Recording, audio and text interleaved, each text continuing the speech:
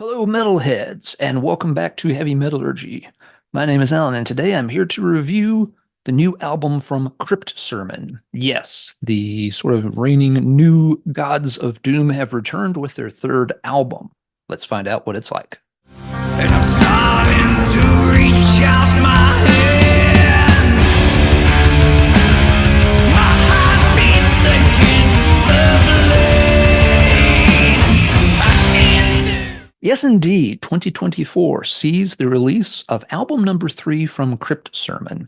It's been about 5 years since their sophomore effort, The Ruins of Fading Light, came out and really took the heavy metal underground by storm. The band had been building a good reputation for themselves with their first release and some other appearances, such as on a split.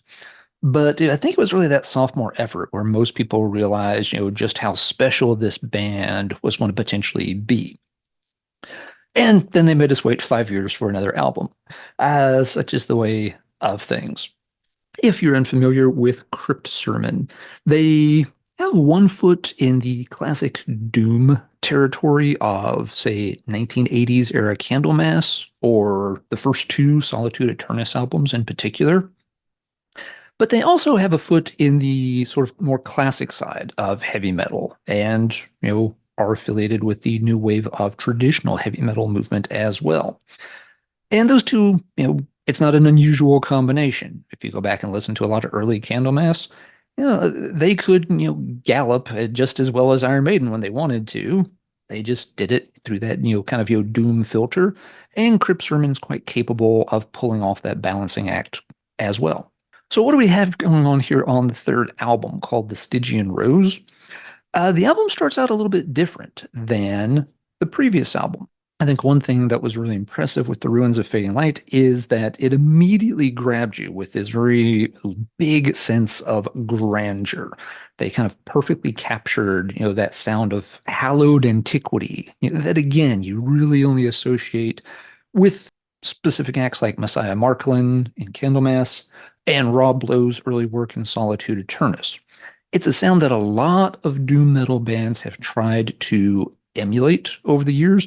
Very few do it successfully. And that was something that made Crypt Sermon really stand out. They were right there on that same tier as the sort of, godfathers of this style of doom metal. On the Stygian Rose, they don't start out with that vibe. Opening track Glimmers in the Underworld is actually a little bit more of an up-tempo song. It takes a little bit of an intro to kind of build up and get it in gear. It's a very good song. It's just that it's, going for more of a mid-tempo pace. And when you get to the bridge, they actually kind of kick it into an extra gear, and you get some fantastic guitar soloing as the band shows off that they're not afraid to pick up some velocity.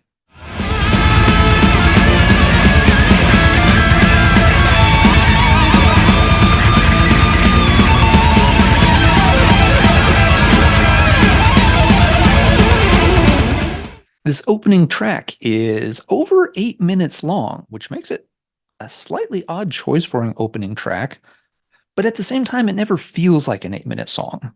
In fact, I didn't even realize it was that long until I'd already played the album about half a dozen times.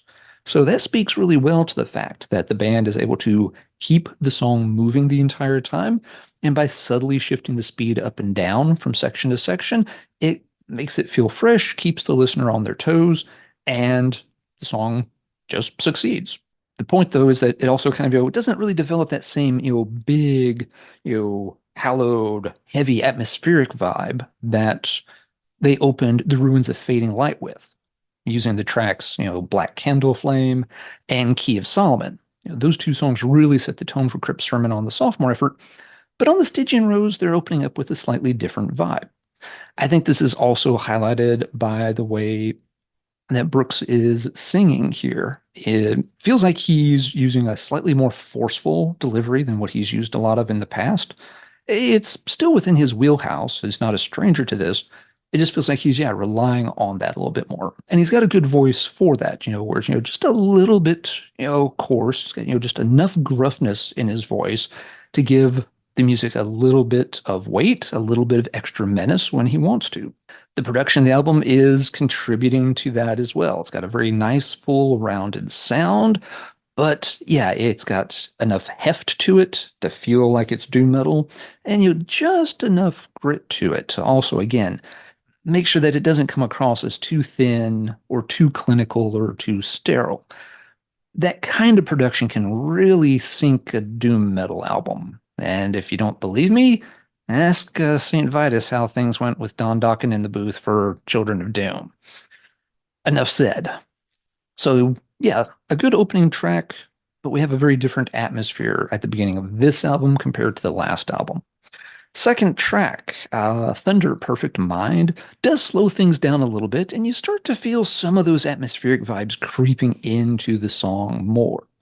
You're also hearing lots of excellent guitar work here, using different little motifs and decorations to liven up these songs, and killer soloing throughout. The guitarists, both of them, really know how to build their solos. They fit within the context of the songs. They provide a lot of energy, a lot of flash, but they also always fit the sort of emotional mood of each song quite well. So really, really impressed with performances there on the six strings throughout the album. So yeah, the second track, again, while good, it's a little slower, but it feels like, again, they haven't really delved into that fully atmospheric side just yet. She came to me in a dream, cloaked in green flame. And track number 3 kind of does the same thing. Down in the Hollow sticks to what they've done so far. You're sticking to this, mid-paced, heavy doom tinge, more traditional metal vibe for the most part. Kind of staying away from those big atmospheric moments so far. And I'll admit, the first couple of times playing the album, this left me scratching my head a little bit. Like, are they trying to shift their direction a little bit? Is there a reason that they're not going for those, really huge, big, sort of, cathedral-like moments in the music? Because we're halfway through the album and they really haven't played that card yet. But fear not, it is coming. It is coming. So yeah, going into track 4, Heavy is the Crown of Bone. This is where it feels like Crypt Sermon starts to really embrace those doom vibes that they mastered so well on the previous record. This song starts out, with a very heavy riff that is worthy of being featured on any 1980s era Candlemass record for sure, and develops nicely from there. You're getting the chorus has a little bit more of that kind of, chanty, echoey vibe to it.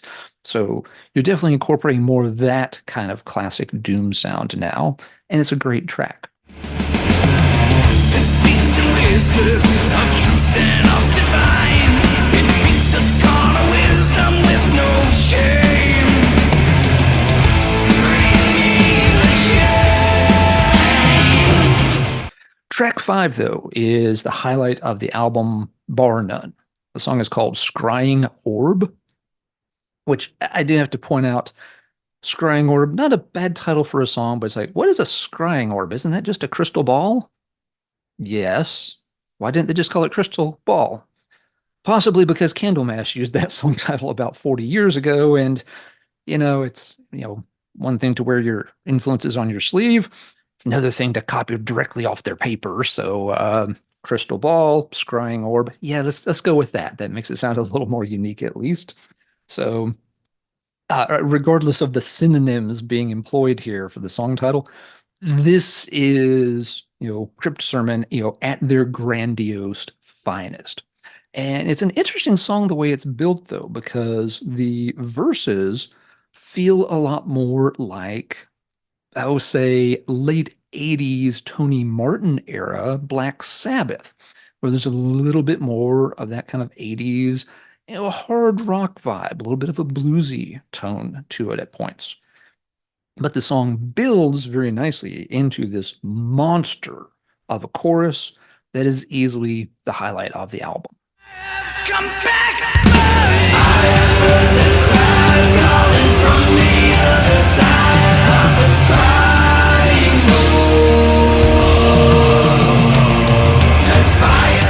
So yes, as you can hear, this is the point where they're really channeling, the Rob Lowe and Marklands of the past, but they always do it their own too. It's never that Crypt Sermon sounds exactly like a carbon copy of either of those bands. They've got their own personality.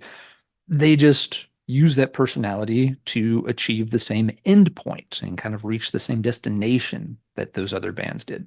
And again, while it's a style that a lot of doom metal bands really want to perfect, I feel very few have ever come close. Crypt Sermon, they nail it. They absolutely nail it.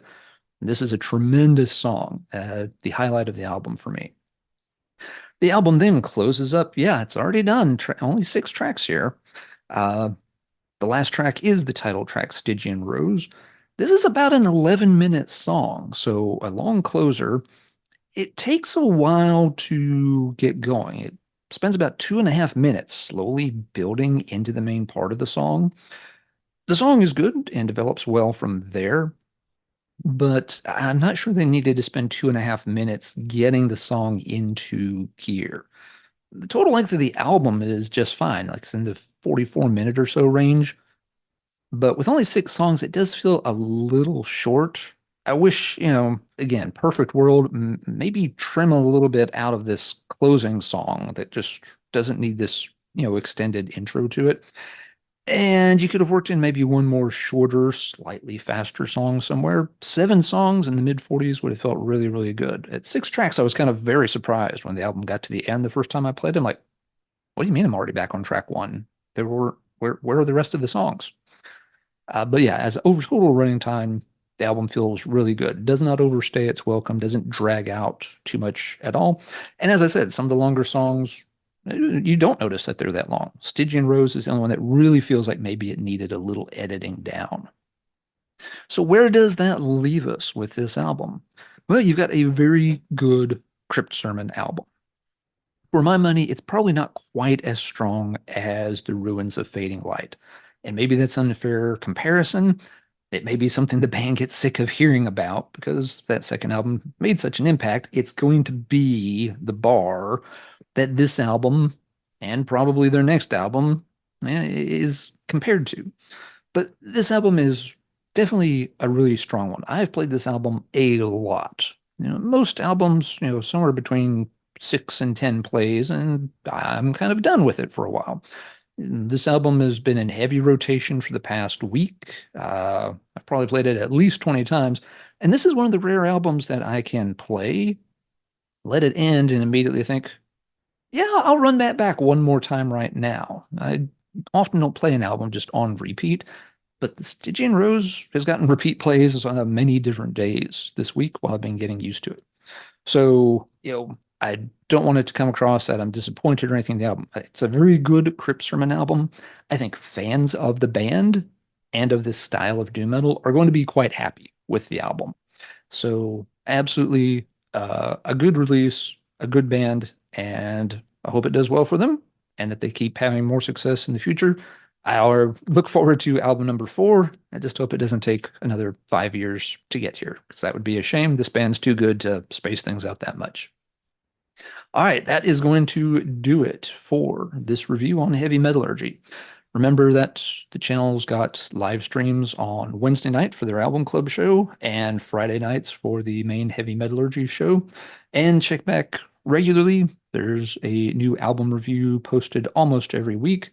We're kind of in that mid part of the year where there sometimes feels like there's a bit of a lull in new releases, but there are a lot of things coming up as we head into late July. So there'll be a lot of albums people are interested in hearing about, and we'll try to cover a lot of those on Heavy Metallurgy for you. All right, that will do it for this time. So until next time, everyone take care. And as always, keep banging your head.